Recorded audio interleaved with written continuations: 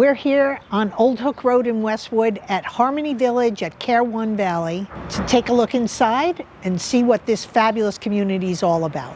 Ladies, thanks for having us. Thank you. So happy you joined us. We want to welcome you to Harmony Village at CareOne Valley. We are premier assisted living community for those with memory care of all levels. We're looking forward to giving you a tour of this beautiful campus because we also have the rehab and skilled nursing, which is CareOne Valley. But we're going to show you the Harmony Village, which is assisted living for residents with memory issues. Tell me a little about what makes Harmony Village different than other memory care communities.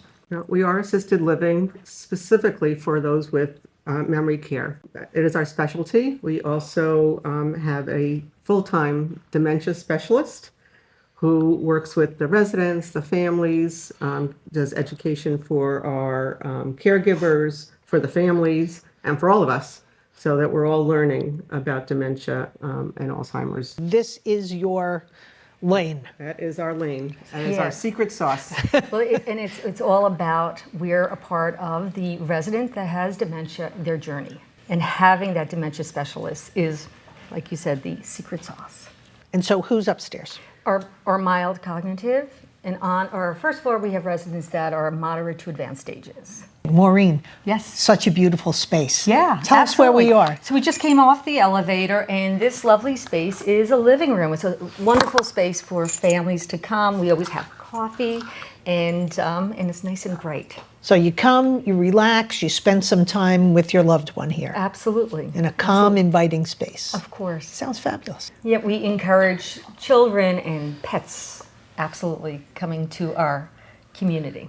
We want our residents to have independence, for them to leave their apartment, go to an activity, and be able to walk the hallways. Talk to me about the activities a little bit. Oh, and here we are, right outside the theater. We are at the theater, so we can pop in there if you want. So this is a multi-purpose space. We use this for activities, men's club. We have a significant amount of men, actually, which is different than most assisted livings.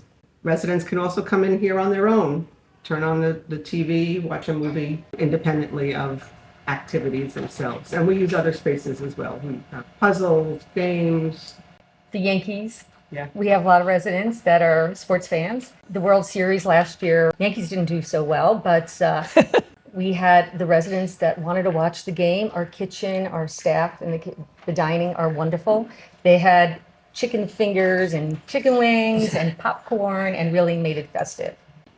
So these shadow boxes are memory boxes, and they're designed for two things. One is for the resident to be able to put their mementos inside and extend their living space outside of their own apartment, because this whole building really is their home. And also for anybody who's kind of traveling with the resident to be able to have an opportunity to ask them questions, reminisce, talk about some things about their life, and also gives us all a hint of what we might be able to talk to them about. A lot of times they put what their profession is. This particular resident did put that she was a nurse. So how important is that we can say, hey, tell me about when you were a nurse. And usually when you have memory issues, you go back to when you were younger. And we want to bring up things that are positive. You don't want to bring up something that might be negative, and that's why this specific resident has a picture of what her profession was, because that's a good memory. Typical studio. All of our apartments happens to be studios, which is fantastic, especially for memory care. All of our apartments come with a bed, a dresser, and a nightstand.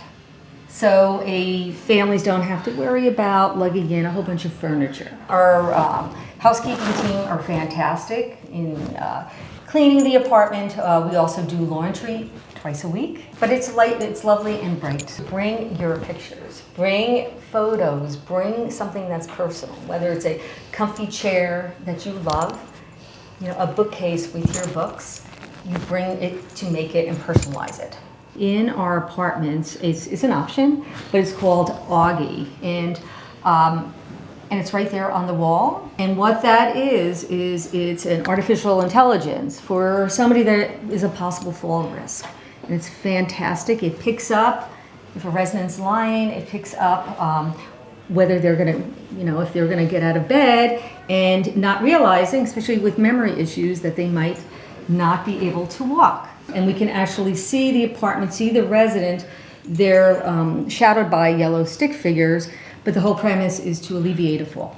So it's a fantastic feature, and that also does set us apart. It's an extra, safety net, because we're still, checking in on our residents during the course of the night. No, but you're trying to anticipate, like everything about the design of the building, even mirroring so closely the two floors, so that when the disease progresses, and having the dementia specialist, and all of these things are to anticipate the need to alleviate the stress. Absolutely. So we are in the four-season room, but we are here with Justina, who is the dementia specialist, and Jessica, our activities coordinator, and I'll let you guys talk more about what you do here with your residents. So I assess residents prior to coming in. So I'll look at their cognitive status to determine whether or not they're more mild, moderate, and advanced. And as they continue to live here, I will ensure that they're living as happily and peacefully as possible. So typically with individuals with dementia, they'll demonstrate certain behaviors, and I will essentially assess them and work with them to determine how we can best help navigate throughout their day and manage the behaviors or symptoms that they're demonstrating. Let's say you have difficulty transitioning from a resident from like the room to the living room or the room to the dining area.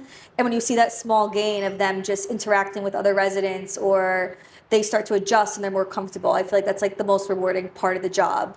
Or if you have someone that is refusing care for the longest time, but then you find that technique, that intervention that helps them, and then you're able to help them in the long run, I feel like that's the most important. What's redirect with purpose? Let's say if we have an individual that is in the moderate stage, and they're usually individuals in the moderate stage, they're very sensitive to care. So instead of just going up to them and beginning a task or starting to wash them or change them, whatever it could be, instead of just going up and startling them, starting off slow, maybe just starting touching their feet or starting touching their hands. So not just going into the task, working with directly the resident and to do the task together. Prior to the resident moving in, we'll get a good background about the resident. So what their life story, what they did prior, growing up, where they're from, their family members, their interests.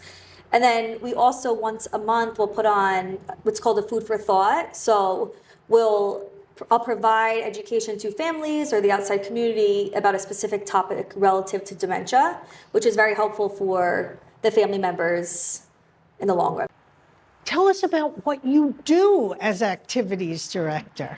So my job is really just planning their day-to-day activities, any special events, hosting different clubs, planning the entertainment, pet therapy. Every month we have a couple different dogs that come in, and our residents love animals. A lot of them used to have dogs, so this is a way of just them getting that connection back with the animals. Every month we host a dinner every month with the residents' family members, so they can come in and have a nice meal with their loved one. But yeah, my job is really just coming up with the activities that may need to be modified or depending on their dementia. Families have a hard time making a decision, moving their loved one to assisted living. And they were the caregivers and they were drained and but moving their loved one to a community like ours, right?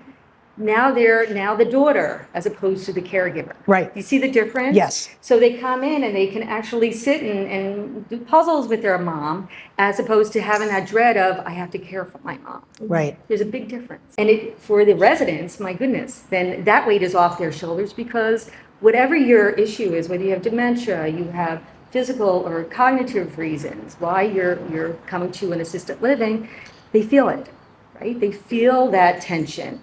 And the fact that once they move into our community and their loved ones come, it's all about love. And there's a big difference. My mother was a retired nurse, Yeah. and when she was failing, Yeah. she said to me, "You're my daughter, not my caregiver." Yeah. Like she drew the line for herself. So I get that. That's it. You know, here at Harmony Village at CareOne Valley, they really know what they're doing when it comes to memory care. It's a very specialized community, assisted living only for people with memory issues. They've got skilled nursing connected to it. It's everything you need for a loved one who is suffering from dementia. They've got fantastic caring staff inside, and we've had a great time being shown through this unique new community here in Westwood.